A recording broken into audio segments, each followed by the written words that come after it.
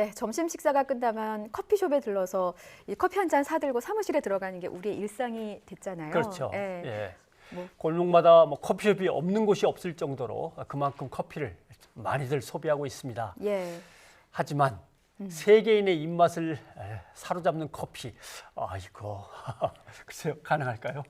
가능합니다. 예. 한국인 최초로 월드 바리스타 챔피언십에 우승한 분이셔서 저희가 어렵게 모셨습니다. 2019년 WBC 우승자세요. 전주현 씨 나오셨습니다. 안녕하십니까? 네, 어서 오십시오. 반갑습니다. 대단하다, 아이가.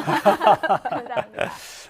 부산에서 막 그냥 달려오신 거군요. 네, 지금 네, 네. 고맙습니다. 이렇게 감사합니다. 뉴이저에 이렇게 와주셔서 너무 감사하고 그 소식 듣고 정말 뛸 듯이 기뻤다는 표현이 딱 맞습니다만은 그러나 지금 뭐 시간이 많지 않기 네. 때문에 WBC가 어떤 대회인지부터 좀 설명을 해주셔야 될 것 같습니다. 네, 우선 WBC는 약 60개국이 참여하는 커피 업계에서는 가장 큰 이벤트이고요. 예. 이 자리에 서기 위해서는 각 나라에서 한 명, 딱 우승자만 참여를 할 수가 있습니다. 네.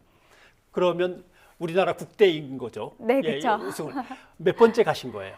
WBC에는 두 번째 참가였고요. 예. 네, 국내 대회에 참가한 거는 총 9번 참여했습니다. 이게 어떤 방식으로 평가가 되는 거예요? 네, 시연 시간은 총 15분이 15분. 주어지고요. 예. 이 15분 동안 예. 바리스타가 생각하는 철학, 주제를 프레젠테이션과 함께 약 12잔의 음료를 심사위원한테 제공해야 됩니다. 그래서 15분에 12잔을 만들어서 제공하면서 자기의 커피 철학을 또 설명하고 네, 그렇습니다. 네. 근데 12잔을 그냥 마시고 있는데도 15분은 훌딱 지나갈 것 같은데 네, 그렇죠. 엄청 바쁘겠군요, 그럼 뭐. 전략을 어떻게 짜셨어요?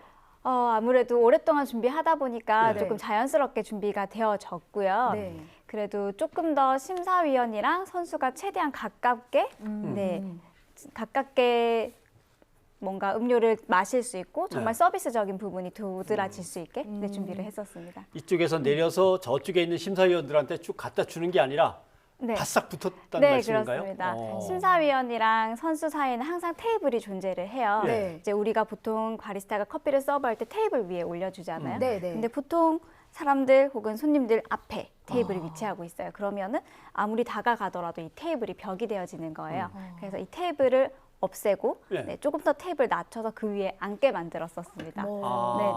그 점이 다른 선수와는 다른 점이었고 또 그 네. 점이 심사위원의 마음을 울렸군요. 네, 맞습니다. 주제가 탄수화물이 커피의 향미에 미치는 영향이라고 네, 제가 네. 들었는데 이 주제를 선택하신 이유가 있습니다. 네, 굉장히 어려운 주제이긴 한데요. 어렵습니다. 제목만 봐도 그냥 어려워요. 상식에 의하면 탄수화물 하니까 이건 단맛과 관련이 그쵸. 있나 뭐 이 정도. 네, 맞습니다. 어, 맞습니다. 커피 많이 하세요. 네. 제가 피해 삼키는 일이 네, 커피라고 합니다. 제가 생각했을 때는 커피 한 잔에서 가장 중요한 부분이 단맛이라고 생각을 했고 과연 이 단맛은 커피의 어떤 성분이 만들어내는 것인가라고 조사하던 중에 도출되어진 단어가 탄수화물이었습니다. 네네. 그리고 뭐 예를 들면 술 만들 때 쌀을 갖다가 어떻게 깎느냐의 문제도 있는데 그게 다 단백질이나 탄수화물 때문에 조금 덜 깎고 더 깎고 하는 거니까 네, 맞아요. 아마 비슷한 것 네네네. 같긴 합니다. 잘 모르겠습니다. 어렵습니다. 그런데 죄송합니다. 우승의 영광을 안았을 때 소감을 물었어야 되는데 이게 맞아요. 좀 지나다 보니까. 네. 우선 너무 오랜 시간 준비하다 보니까 굉장히 행복했고 사실 믿겨지지가 않더라고요. 내가 1등? 라는 생각이 먼저 들었었고요. 무엇보다도 기쁜 마음보다는 이제 한국이 그동안 커피의 수준이라고 해야 될까요? 수준에 비해서는 그동안 관심을 받지 못해 왔었습니다. 근데 저의 이름과 같이 한국이라는 이름을 1위에 랭크할 수 있게 돼서 영광이었고 너무 기뻤습니다. 아유, 네. 국위 선양까지 하고 오셨어요. 너무나 감사드립니다. 근데 맨 처음 커피에 입문해서 일을 시작하셨을 때 신분은 커피 네. 카페에 알바셨나요? 네, 파트타임으로 일을 파트타임으로. 했었습니다. 네, 와. 네, 네. 그냥 만드는 게 좋아서 시작을 했는데 네, 또 좋아하다 보니까 꾸준히 하게 되더라고요. 그러면 그러니까 그 소식을 듣고 난 다음에 카페에 가면 그 알바생들도 그냥 예사롭게 보이지 않는 거예요. 네, 맞아요. 저 중에서 또 나중에 어떤 챔피언이 나올지 모른다 이런 생각을 하게 그 되고요. 커피 마실 때마다 좀 감회가 다르시겠어요. 그 1등의 어떤 영광, 환호 네. 뒤에는 9년간의 뭐 인고의 시간이 있었다고 해요. 사실 10년이면 강산도 변하는 시간이긴 네. 한데 9년의 그런 시간을 어떻게 견디셨고 왜 어떻게 포기하지 않을 수 있었는지 네. 그 비결이 좀 듣고 싶습니다. 우선 제가 바리스타를 직업으로 삼게 된 게 2009년이고요. 2009년도에 이 WBC라는 걸 처음 알게 됐습니다. 네. 당시 때는 사실 바리스타라고 한다면은 다 파트타임으로 다 생각을 해왔었고요. 네. 근데 이 영상을 봤을 때는 바리스타라는 직업이 굉장히 존중받고 또 가치 있는 직업으로 보여지더라고요. 예.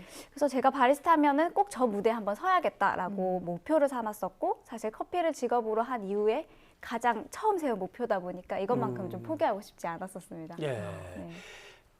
좀 궁금한 것은 커피를 내리는 것만 공부를 하신 게 아니고 세계를 돌면서 농장을 직접 다니신 걸로 얘기를 또 들었어요. 네, 그렇습니다. 왜? 아무래도 소비국에서 공부할 수 있는 건 좀 한계가 있더라고요. 아무래도 생산국에서 커피의 시작을 좀 공부할 수 있어서 많이 움직이게 됐습니다. 그러면 가서 어떤 작업을 하면서 어떤 공부를 하시는 겁니까? 세계를 돌면서. 네, 우선 환경적인 부분을 먼저 파악하기도 하고요. 과연 어떤 토양에서 재배가 됐는지, 이 커피 나무가 더 잘 자라려고 한다면 어떤 비료 혹은 유기농 재배 이런 것들에 대해서 조금 공부하고 네, 하게 됩니다. 이런 노력이 필요하군요. 자, 이제 후배들이 뭔가 우상으로 따를 것 같습니다. 후배 바리스타에게 조언해주고 싶은 말씀 있으실까요? 네, 네. 우선 이번 일 계기로 이제 바리스타라는 직업이 전문직이다라는 게 조금 더 퍼졌으면 좋겠고요. 네. 아무래도 그렇게 직업에 대한 가치가 존중받게 된다고 한다면 아무래도 일하시는 분들도 조금 더 자존감 높게 일을 하실 수 있지 않을까? 그래서 포기하지 말고 좋아하는 일이니까 끝까지 네, 꾸준히 해왔으면 좋겠습니다. 예. 우승자가 되니까 커피를 대할 때 뭔가 이게 마음가짐이 좀 달라지고 그럽니까?